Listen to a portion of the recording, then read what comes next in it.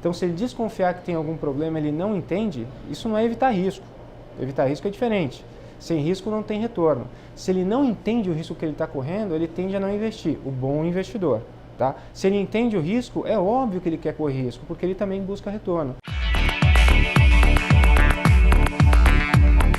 Hoje a gente tem um mercado bastante informal, não vou chamar ele de secundário, porque deve ser o mercado primário brasileiro, onde eles conseguem fazer captações esses empreendedores conseguem sim fazer captações de recursos, tá, de uma forma mais informal, às vezes até com alguns problemas de regularidade, de documentação. Só que isso enquanto ele é pequeno. Quando ele cresce, ele precisa de grandes volumes de captação, ele tem que ir para um mercado diferente. Ou ele vai buscar o banco, né, que é mais tradicional, ou ele vai desbancarizar, é uma palavra que a gente ouve muito aí mais recentemente, e ele vai buscar o mercado de capitais para fazer a captação, com essas operações mais estruturadas que a gente tem disponível.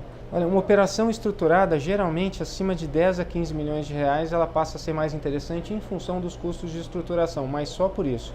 Eu estava fazendo um bate-papo agora há pouco com uma advogada do Nordeste do Brasil, mais especificamente de Salvador, né, na Bahia, e ela perguntou, poxa, não tem um fundo para pobre? Porque é tão caro para montar isso, eu achei muito engraçado, mas faz sentido. Então o que eu percebo é que algumas casas elas vêm se desenvolvendo para prestação de serviço nesse setor e os custos vêm caindo cada vez mais. Então acho que cada vez mais o mercado de capitais vai ficar disponível para o pequeno e médio empreendedor, mas ele tem que se educar para aprender e ele tem que investir nisso. Ele tem que investir antes de receber o investimento. Investir em quê? Na governança dele e na estruturação dos veículos de captação. Vamos começar pelos controles da empresa, né? Por exemplo, a gente recebe muitas apresentações onde tem erro de cálculo de TIR, coisas simples assim.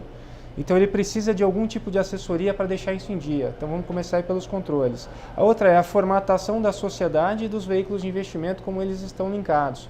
Às vezes ele pega uma empresa que vende alguma coisa para outra, que vende para outra, e ele acabou prejudicando a possibilidade de ele conseguir algum tipo de captação no mercado de capitais. Eu estava até comentando com um colega agora há pouco, a gente falava em 6, 7 anos atrás, loteamento era muito arriscado.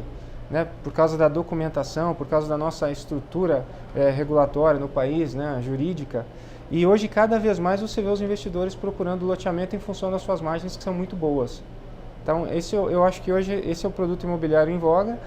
Muitas pessoas falando aqui do fractional e do time sharing com dificuldade, na realidade, de aculturar o brasileiro para esse tipo de projeto, mas é um projeto que pessoalmente eu acho interessante também. Ele pode ter boas margens de rentabilidade. Se você tem uma boa bandeira hoteleira, um bom projeto e realmente segue aquela agenda que você prometeu para os seus investidores, tem tudo para ter sucesso. O bom investidor, ele investe naquilo que ele entende. Se ele não entende, ele não investe. Então, se ele desconfiar que tem algum problema, ele não entende, isso não é evitar risco. Evitar risco é diferente.